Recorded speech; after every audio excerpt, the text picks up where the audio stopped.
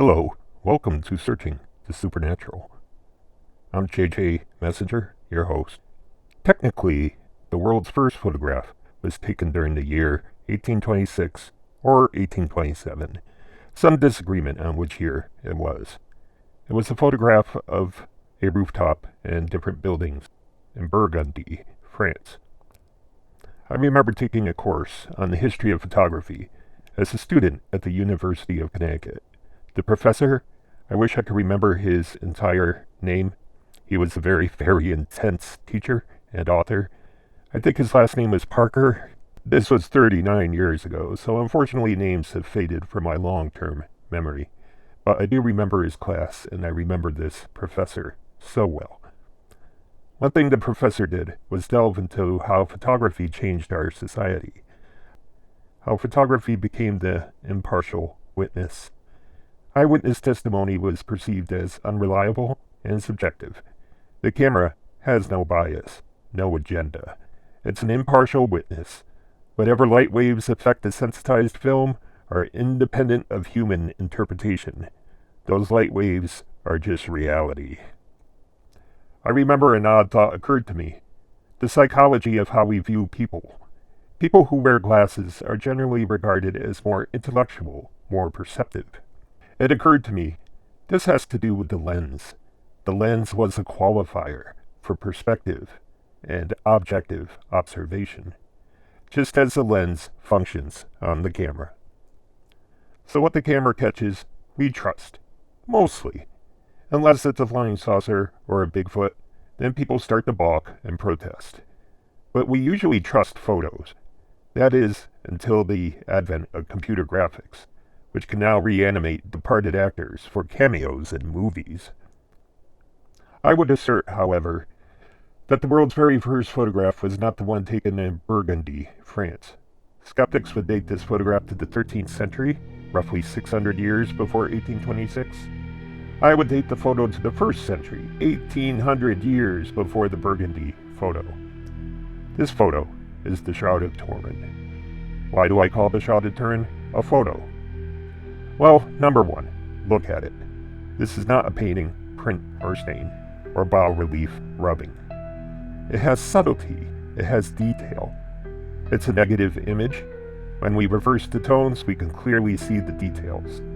We generally don't see these details when it's in its original negative image, just as with a photograph.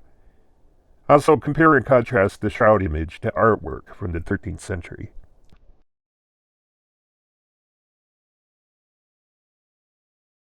Beyond this, several peer-reviewed journal scientific articles regarding the shroud have established that this image is not the result of paint, dye, powder, vapor, nor heat.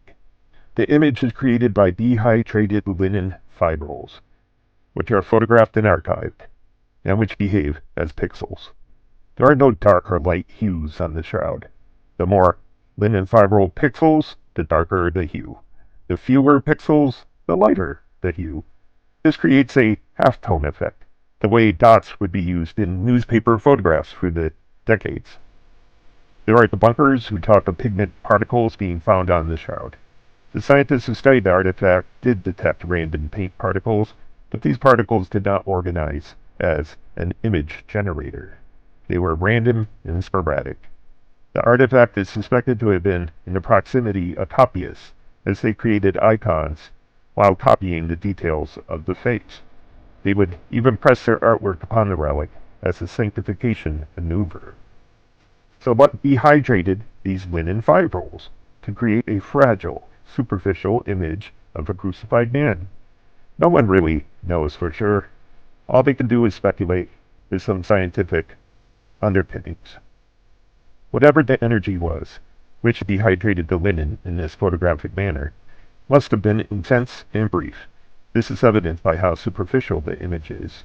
The darkened fibrils exist only at the uppermost layer of the linen. We're talking a layer as thin as the surface of a soap bubble. They do not penetrate the cloth. An image created by heat would be vague and would penetrate the cloth. An image created by vapors or gases would be vague and would penetrate the cloth. If the image was created by some type of radiant energy, then theoretically one could have the photographic effect we see here. This energy would either come from the body or it would surround the body.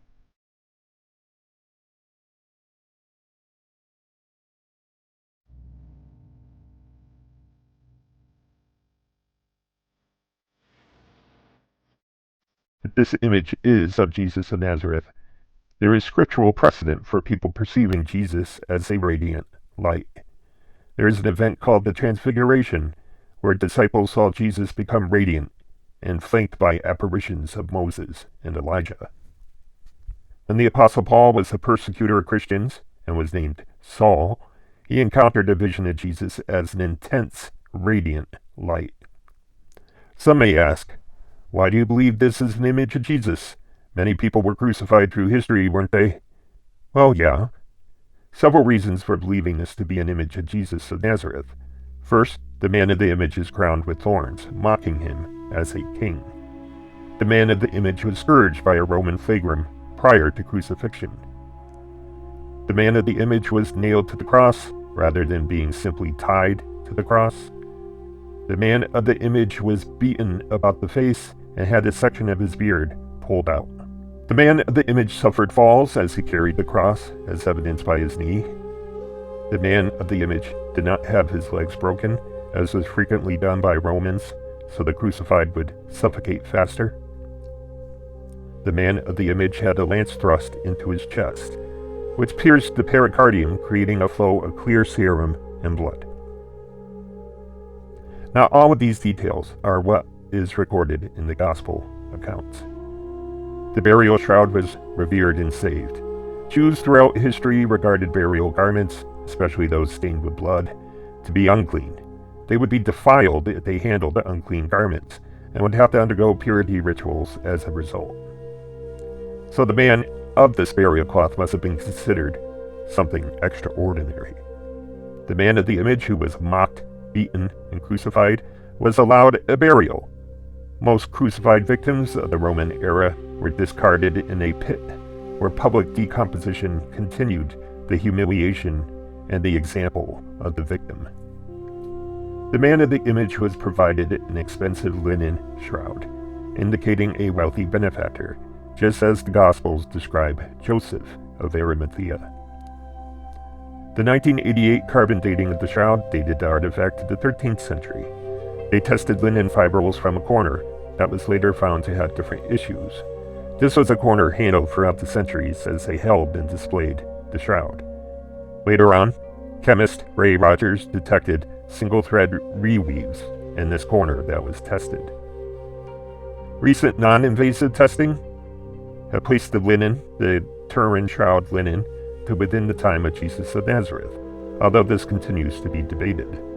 Whether 13th century or 1st century, the fact remains, this is a photographic image. Many have even detected X-ray type details within the image. Teeth can be seen through the closed mouth. Finger bones can be traced down through the hand. Later, analysts believe there is a motion blur on parts of the image. The dead body started to move as the radiant energy captured the event on linen. The facts uncovered about the shroud are so numerous this video could run on for an hour. Please review all the facts for yourself. My opinion, this is a 1st century photograph capturing the release of energy from a dead, crucified man. A man reported to be raised from the dead by his earliest followers. A photo of something considered unbelievable and impossible.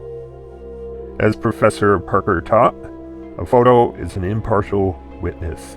It has no agenda. If this is in fact a photo of Jesus of Nazareth, it was created and preserved for a reason. It's for an era those of past generations could never anticipate, an era of photography and science. Thank you very much. Please like, subscribe, and comment.